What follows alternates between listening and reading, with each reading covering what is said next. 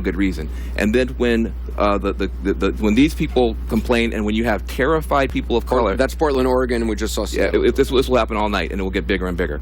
We have to have some empathy for people. Well, Dan, let me assuage these fears here for a moment. What we're seeing, I think, in this protest is the result of an argument prosecuted by the Hillary Clinton campaign that Donald Trump was X, Y, or Z adjective that is synonymous with deplorable. It was unfair. It mischaracterized him. And there are a lot of voters out there that are scared because of a misportrayal of Donald Trump. Let me tell you who the real Donald Trump is. The real Donald Trump is the only Republican on the stage who said that Confederate flag in South Carolina has to come down. The real Donald Trump is the only Republican candidate who said what happened to Sandra Bland was bad, and I'm going to look into that. Donald Trump has reached across the aisle on these issues, and I hope that he will look into criminal justice reform. That's something that can be a bipartisan effort that's put forward in Congress, but to get there, we have to stop stoking fears in individuals, and we have to talk about unity here. We can't stoke fears, Van Jones. It's irresponsible to stoke fears. That's enough. Now, hold on a second. Muslim parents that are afraid right now aren't afraid because these kids with these signs. They're not. They're afraid because he said over and over again that he wanted to ban people of their faith. That lands like a bomb in the lap. Coming into the country. Hold on a second.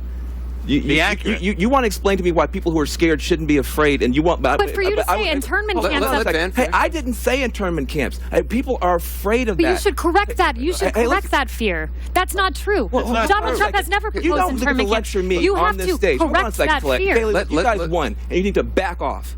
You need to have a little bit of empathy and understanding for people who are afraid, because your candidate has been one of the most explosively provocative candidates in the history of our country. And there's a price to be paid for that. And hold on a second. Let him finish. I am not finished. I'm not going to be talked over tonight. I'm not. You have people who are terrified. And you have to take some responsibility for it. I am not spreading the terror. I am trying to damp it down. Let me finish my point.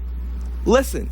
You have people, Latino families, who say, this guy has said he's going to deport millions of people. They don't know, should they sell their homes? They are terrified. That is a real fear. You have Muslims who have heard him say nothing good about the Muslim community the entire campaign. That's a real fear. And so they've heard him say, maybe he said it, but that's not what broke through. And so what we have to be able to do now, if you want unity, and I want unity, and I'm working harder for unity than anybody on this stage, I guarantee you. If you want unity, we have to hear the pain first before you tell people they're wrong to hurt. But what President Obama did is the exact opposite of what you're saying. President Obama, and all due respect to him and all credit to him, he took to that Rose Garden and he stood up there and he said, you know what? We need to unify. We need to come together.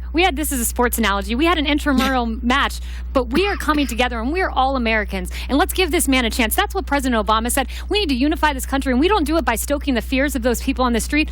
We do it by doing what President Obama said and what Donald Trump did. We need to unify and come together, and Donald Trump is the man to lead us forward. What's